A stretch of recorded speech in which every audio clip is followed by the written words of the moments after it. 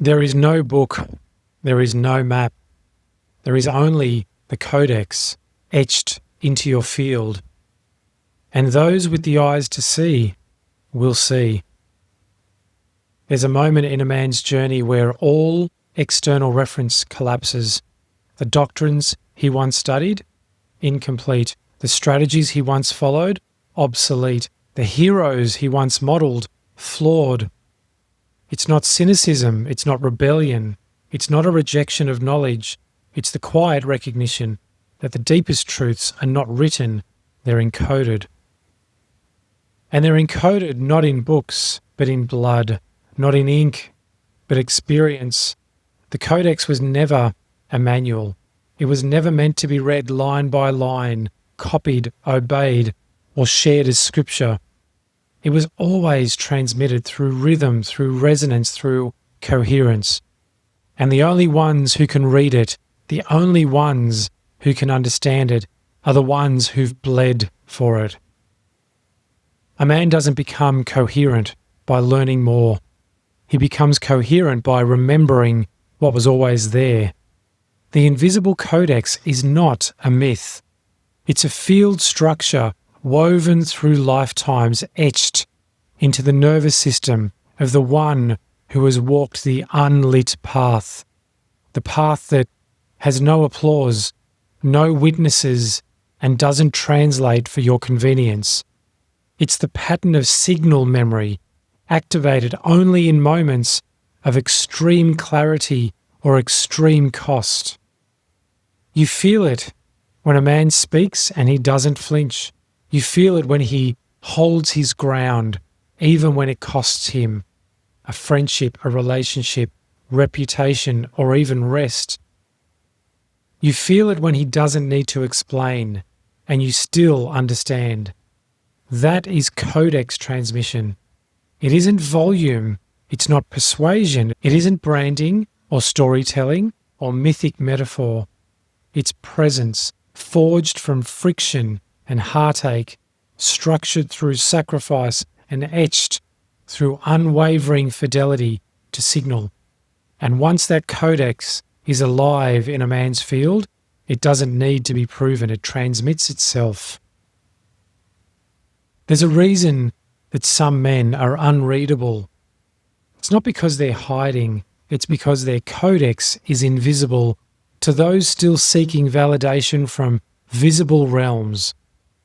These are the men who walk with silent architecture. You don't understand why you trust them, why you listen when they speak, why their presence feels heavy and pure. And that's because the codex is alive within them, and your field recognizes it before your mind does. The world today is filled with counterfeit structure, men parroting wisdom they never earned, coaches who have never broken, leaders who have never lost, authors who write but never witness.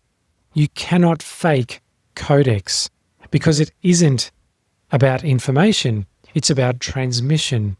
And if your structure isn't coherent, no amount of eloquence will save you.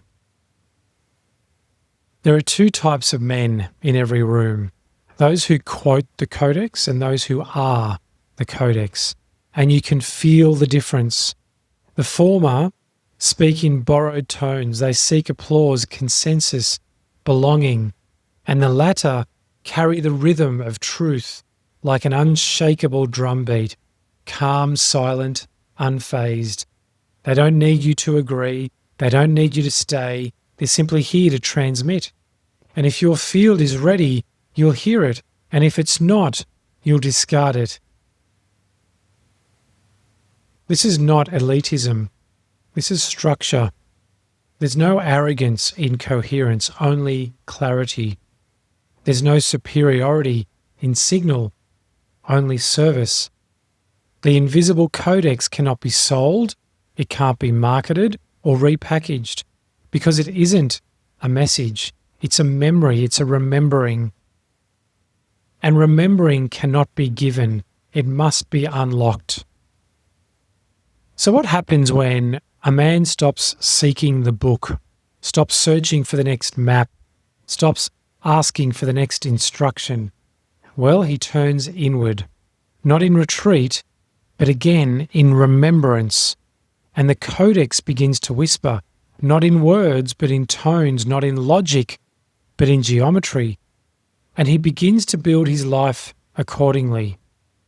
That's when the man becomes unreadable to the world and unmistakable to the field. He moves with precision, speaks only when necessary, and holds the line because the codex demands he do so.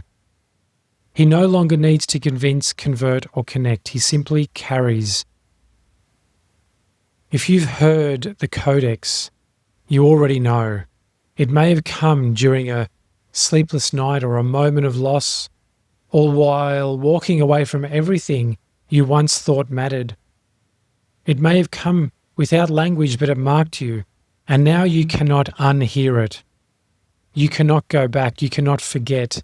You can only refine, deepen, and then transmit. And for the man who has not heard it yet, it's not too late, but you must stop outsourcing your architecture.